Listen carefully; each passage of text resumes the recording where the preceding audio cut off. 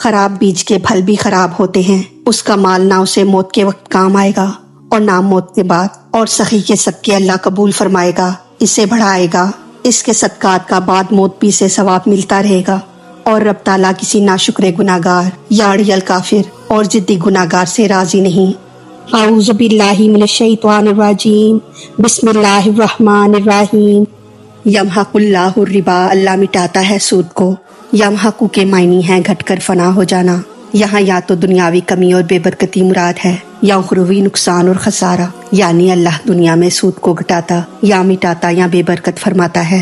غرض یہ کہ یمحق کے یہاں 4 معنی ہو گئے، مٹاتا ہے یا مٹائے گا، گھٹاتا ہے یا گھٹائے گا۔ اللہ تعالیٰ تمام انسانوں کا سود آخرت میں مٹا دے گا کہ سودی صدقات اور خیرات بالکل برباد ہوں گے۔ سودی غذا کھا کر، سودی لباس پہن کر جو نماز وغیرہ ادا کی گئی ہو ان کے ثواب گھٹ جائیں گے۔ مالی عبادات جو سود سے ادا کی گئی ہوں مٹ جائیں گی، یا یہ کہ دنیا میں مسلمانوں کا سودی مال مٹ جاتا ہے اگرچہ کفار کا نہ مٹے، یا تمام انسانوں کے سودی کاروبار میں برکت نہیں ہوتی، اگرچہ کبھی کثرت ہو بھی جائے تو برکت نہیں ہوتی۔ کثرت اور برکت میں فرق ہے۔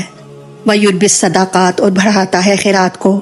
یربی کے معنی ہے بڑھانا، یہاں یا تو دنیاوی برکت اور بڑھانا مراد ہے یا اخروی ترقی دینا۔ صدقات سے عام خیرات مراد ہے، صدقہ فرضی ہو یا نفلی۔ اللہ ہر قسم کے صدقات کو دنیا میں بڑھاتا ہے، اس طرح کہ اس کے بقیہ مال میں برکت دیتا ہے، یا آخرت میں بڑھائے گا کہ تھوڑا صدقہ بہت زیادہ فرما کر عطا کرے گا۔ حدیث شریف میں ہے کہ اللہ مومنوں کے صدقے کی ایسی پرورش کرتا ہے جیسے تم میں سے کوئی اپنی گھوڑی یا گائے کے بچے کی۔ جب بندہ آخرت میں اٹھے گا تو اپنے 1 پیسے کے صدقے کو پہاڑ پائے گا۔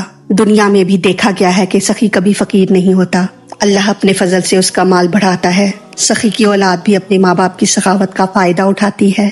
واللہ، اور اللہ تعالیٰ، لا یحب، نہیں پسند کرتا، کل، ہر ایک، کفار، ناشکرے کو، اثیم، گناہگار کو۔ لا یحب کے معنی ہے کہ نہیں راضی ہوگا۔ کفار کافر کی جمع ہے، یہاں کفار سے اڑیل کافر مراد ہیں۔ اثیم سے دائمی گناہگار مراد ہے، یعنی اللہ ہر اڑیل کافر اور دائمی گناہگار سے راضی نہیں ہوتا، اور اللہ ہر ناشکرے گناہگار سے ناراض ہے۔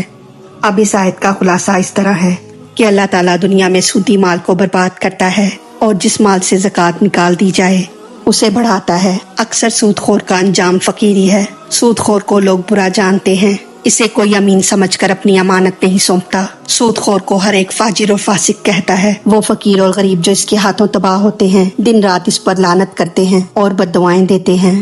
مگر سخی کے مال میں بہت برکت ہوتی ہے، کیونکہ جب وہ اللہ کے بندوں پر خرچ کرتا ہے تو رب تعالیٰ ضرور اس پر کرم فرماتا ہے۔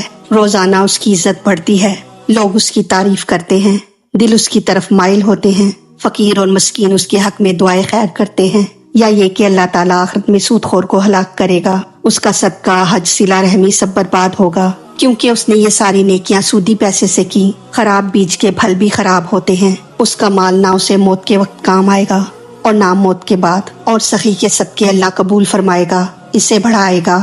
اس کے صدقات کا بعد موت بھی سے ثواب ملتا رہے گا، اور رب تعالیٰ کسی ناشکر گناہگار یا اڑیل کافر اور ضدی گناہگار سے راضی نہیں، لہٰذا سود کو حلال جاننے والا کافر یا سود خور مجرم بارگاہ الہی کا مجرم ہے۔ اللہ تعالیٰ ہماری غلطیوں کو معاف فرما کر ہمارا پڑھنا سننا قبول فرمائے، ہمیں دین و دنیا کی تمام نعمتیں عطا فرمائے، اور ہمیں عمل کی توفیق عطا فرمائے۔ آمین یا رب العالمین۔ وما علینا الا البلاغ المبین۔